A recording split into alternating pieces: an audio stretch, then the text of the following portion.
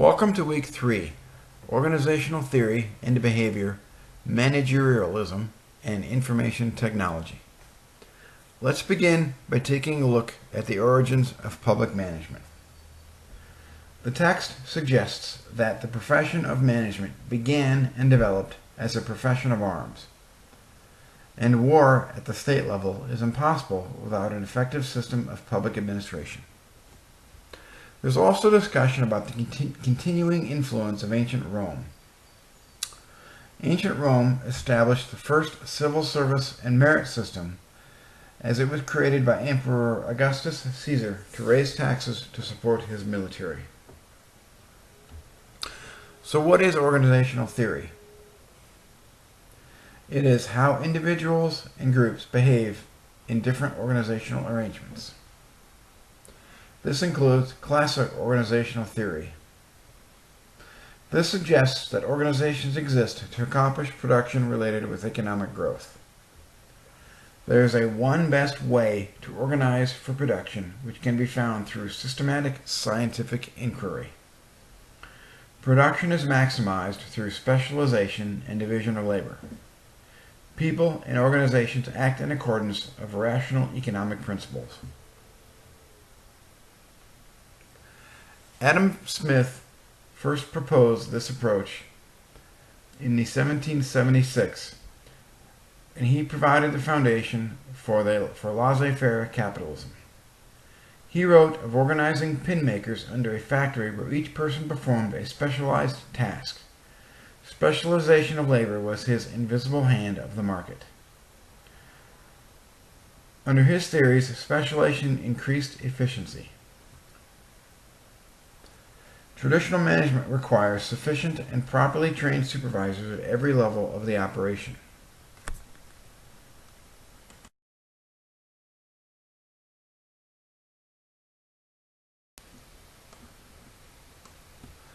While the work of Adam Smith has been critical for the development of management science, it has been improved upon and altered since its publishing in the 1770s.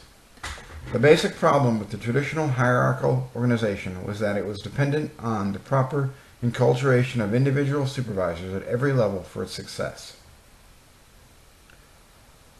Under stable conditions, properly trained military officers and factory supervisors performed well, but as military affairs and factory production became increasingly unstable during the French Revolution, the age of Napoleon, and later the Industrial Revolution, mechanisms had to evolve to compensate for the inherent rigidity of the traditional hierarchy. This led to the work of Frederick Taylor. Taylorism, or its successor, scientific management, was not a single invention, but rather a series of methods and organizational arrangements designed by Taylor and his associates to increase the efficiency and speed of machine shop production. Taylor established 4 duties of management. First one was replacing traditional rule-of-thumb methods of work accomplishment with systematic, more scientific methods of measuring and managing individual work elements. Second was the scientific study of the selection and sequential development of workers to ensure optimal placement of workers into work roles. The third involved obtaining the cooperation of workers to ensure full application of scientific principles.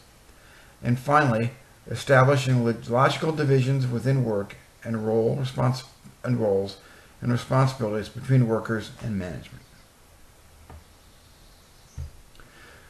Following Taylor was the general theory of management. Farrell developed the first comprehensive theory of management and involved 6 principles. These were technical, or production of goods; commercial, the buying, selling, and exchange activities; financial, raising and using capital; security, protection of property and people; accounting; and then finally managerial, which is the coordination, control, organization, planning, and command of people. His primary focus was on number 6, managerial. Luther Gluck also did significant work in this area. He established 7 major functions of management. they evolve under the acronym POST-CORB. P stands for planning, which is the working out in broad outline the things that need to be done and the methods of doing them to accomplish the purpose set for in the enterprise. O is for organizing, which is the establishment of the formal structure of authority through which work subdivisions are arranged, defined, and coordinated by the defined objective. S establishes staffing, which is the whole personnel function of bringing in and training the staff and maintaining favorable conditions of work. D is for directing, which is the continuous task of making decisions and embodying them in specific and general orders and instructions and serving as the leader of the enterprise. C for coordinating, which is the all-important duty of interrelating the various parts of the work. R, reporting, which is keeping those to whom the executive is responsible informed as to what is going on. And finally, budgeting, which all that goes with budgeting in the form of fiscal planning, accounting, and control. His focus was on the study of upper-level management. German sociologist Max Weber also had considerable influence in management structure. He developed an ideal type bureaucracy. There are 10 characteristics he identified. Number 1, the bureaucrats must be free as individuals. They can only be bossed around with respect to the impersonal duties of their offices. Bureaucrats are arranged in a clearly defined hierarchy of offices, the traditional scalar chain wherein every bureaucrat has an unambiguous place and knows his or her place. Third characteristic is the functions of each office are clearly specified in writing. Number 4, the bureaucrats accept and maintain their appointments freely, without duress. Slave bureaucrats, while once fashionable in the Ottoman Empire and Imperial China, are an inherent contradiction except within military or prison organizations. Number 5, appointments to office are made on the basis of technical qualifications, which ideally are substantiated by examinations administered by the appointing authority, a university, or both. The 6th characteristic is that bureaucrats receive money, salaries, and pension rights, which reflect the varying levels of their hierarchy. While the bureaucrats are free to leave their organization, they can be removed from their offices only under previously stated specific circumstances.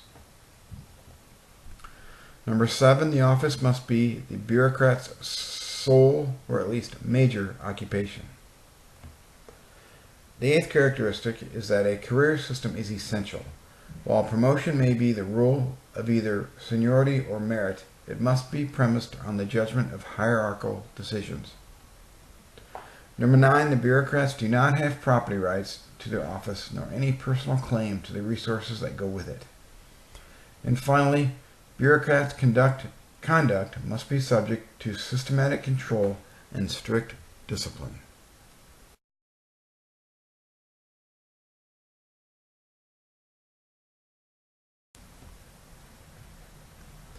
Herbert Simon, seen here on the right in front of the chalkboard, established the principle of bounded rationality.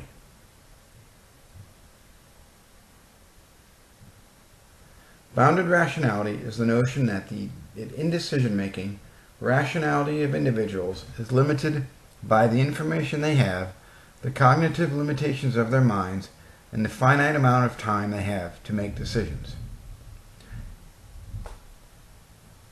His work on administrative science and decision-making went in 2 major directions. He was a pioneer in developing the science of improved organizational decision-making through quantitative methods such as operations research and computer technology. He was also a leader in studying the processes by which administrative organizations make decisions.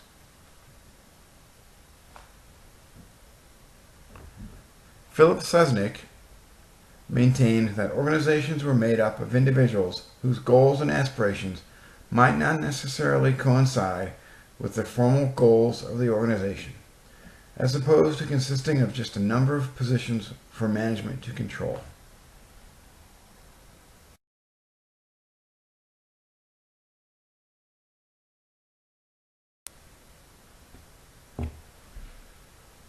Modern structural organizational theory is concerned with vertical differentiations. Management analysts Lee Bowman and Terence Steele identified the basic assumptions of the modern structural school. Organizations are rational institutions whose primary purpose is to accomplish established objectives.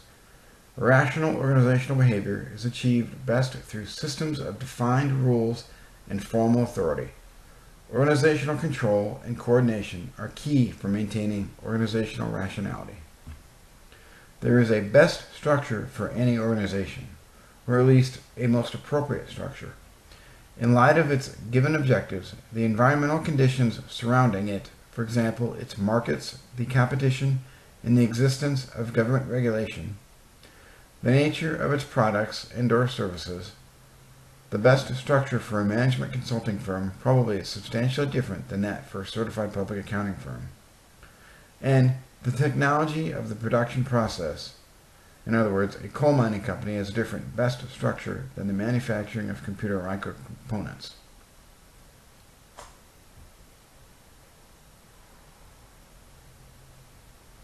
The third assumption is that specialization and the division of labor increase the quality and quantity of production, particularly in highly skilled operations and professions, such as building airplanes.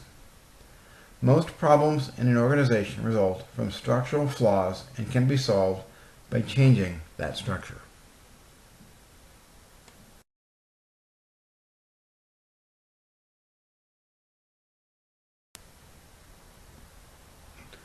Since the end of the Second World War, social sciences have increasingly used systems analysis to examine their assertions about human behavior. Systems theory views an organization as a complex set of dynamically intertwined and interconnected elements, including its inputs, processes, outputs, feedback loops, and the environment in which it operates, and with which it continually interacts. Any change in any element of the system causes change in other elements. Systems theorists see organizations as continually changing processes of interactions among organizational and environmental elements. Organizations, not being static, are in constantly shifting states of dynamic equilibrium.